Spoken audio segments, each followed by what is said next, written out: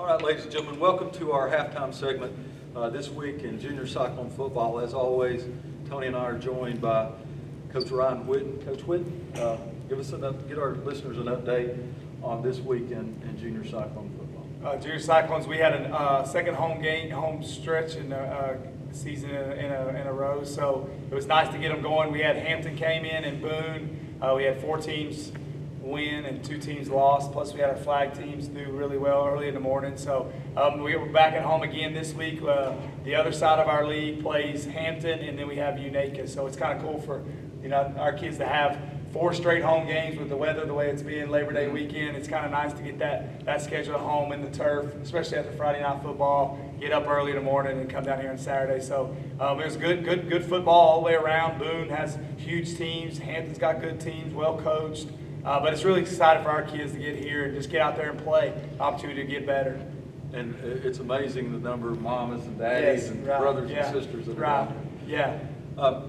Let's talk a little bit about T.A. Duggar. Right. Tell us about your week at T.A. Duggar and what you've got coming up.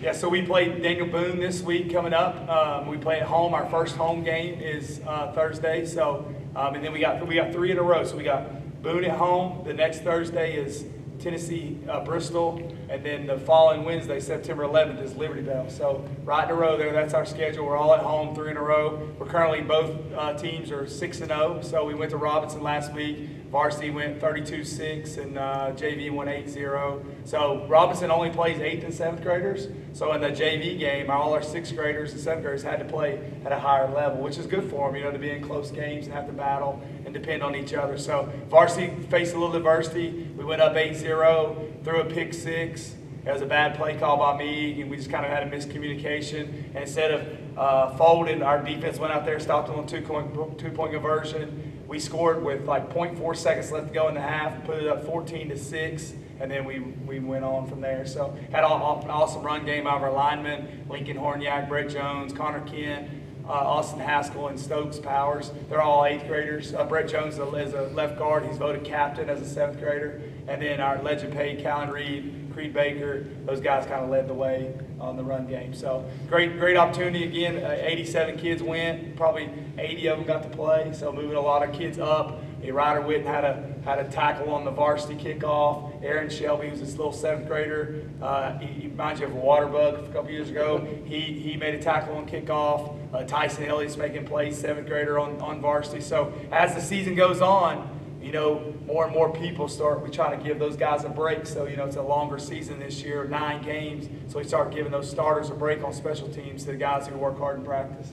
Next week when T.A. Duggar plays here, if you would, play here at Citizens Bank Stadium. Yeah. And tell our fans what time they play so they can come out and see the future of the Cyclones. It's 6 o'clock, and when you come to a game, you'll think you're at Friday night. You'll look at your calendar and say, hey, I'm at the wrong day. But here in the next couple of weeks, we'll have the band here, the cheerleaders, the football players. You got 150 band members, 20 cheerleaders, 85 football players, so it's half the school participating, which is exciting, make the crowd awesome, and just come out and see. I mean, all the kids who you see on Friday night, just about every one of them come through the middle school, and that's the cool thing when they run out there on Friday night. You have and Monday night in the JV game, I'm out there coaching them like they're in 8th grade, so the plays haven't changed, just the sizes have. So it's really exciting for me and all our coaches in the middle school to have that relationship with them. You look at this year's high school program. Yeah.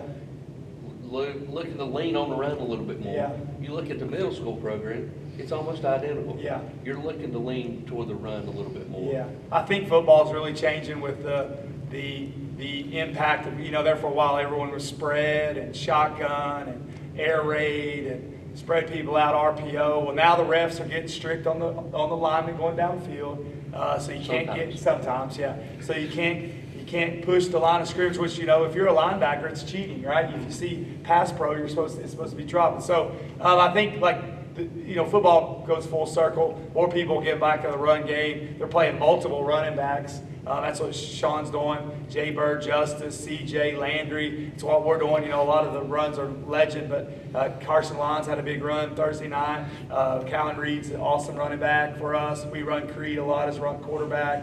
So we're in our young team, our JV team, Tyson Elliott, Blake Fox, Elijah Odom. They all run the football. So, it's we got really good line coaches. So, our linemen should be pretty good because we have such good line coaches. And in other schools don't have that benefit of having good line people. And so I think we have the advantage there, and we try to take it most of it we can. What do you take from Friday night to use on Thursday night, and vice versa? What do you find on Thursday night that may work on Friday night? Yeah, I think things like, we've been throwing the tight end in the flats. I think just the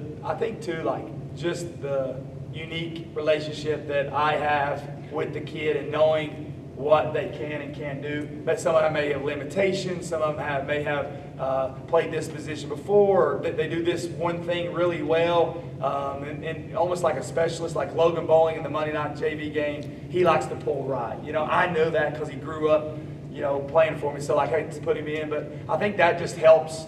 I think too, it just realizes how important when you go out on Friday night and you see Science Hill, and you see the team that they have and the numbers and the depth and the athletes they have, it just makes you want to come back and work even harder at the middle school level because, we need every kid who puts on a uniform to be out there participating and giving us a look either on scout team or running on kickoff team. Every position is so important because for us to beat them, we have to have everybody. Right. Yeah. Yeah, it's a total team effort. And finally, going into tonight's contest, Morristown West, tonight's contest, we've got Morristown West. You're going to be up in the box. Yeah. You are the one, the voice of reason with Coach Witten. Yeah. What do you see? We got his viewpoint earlier. What do you see the future footprint, as you will, of this Cyclone football team? I think, like he said it best. Last year we didn't have like a go-to move. What was our as my granddad used to say, when the line was drawn in the sand, what was our play? What did we lean on? And I don't think we ever felt that identity. I think now we do. I think Justice, Landry, Seth Campbell, 3-year starter, Rhett's a great football player. I think we got to get back to, like Sean said, grit, toughness. Finding those alleys, rolling those running backs in there, running our linemen in there, and then I think we've, as a coaching staff, have to be able to change to the new kids. The kids didn't grow up playing outside, so they don't know who's on the ball and who's off the ball. And our offense, when we went no huddle, we went formationless. It's almost like a basketball team with Steph Curry. They just go down and they pick a position. Well, the last 5 years, we've just lined everybody up. We didn't go like Cherokee right, I left, things like that. We lined the puzzles up and then called the play. Well, now we're trying to slow things down where our linemen are going both sides. Now we're adding terms back to our offense because we're now back to lining people up. So we've got to do a better job of communication to the kids and where we want them to be, so then now they can just execute. So we've really took a lot of pride the last few years. We always have, is all our kids have to do is line up and play. We do the laundry, we do the film, we do the field, we do the, jersey buying, the spirit pack buying. All they got to do is play. And I think we got to get back to just, cutting it loose, play Cyclone football. I mean, it's really exciting. Like Sean said, we're so close, but that's football, right? I mean, you feel like you're there, and then I don't think if the kid doesn't go 99, I think we're still probably playing out there 7-7, 14-14. But he went 99, and then I mean, we've seen that happen before with us.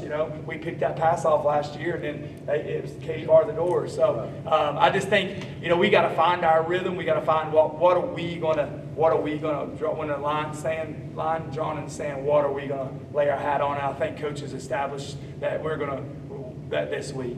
So I think he's got his point's been real clear what we're going to do. So we're just going to be Cyclone football like it's always been for the guys that have played since 1965, 75, 85. We're going back to that style. Ladies and gentlemen, you heard. Don't look at me when you say you heard it from Coach Ryan Witten. If he can't get you going, then there's no motivation. We'll go back to the word station for these sponsors. When we come back, we'll have more of tonight's halftime entertainment right after these words of our sponsors. they were running that ball last week.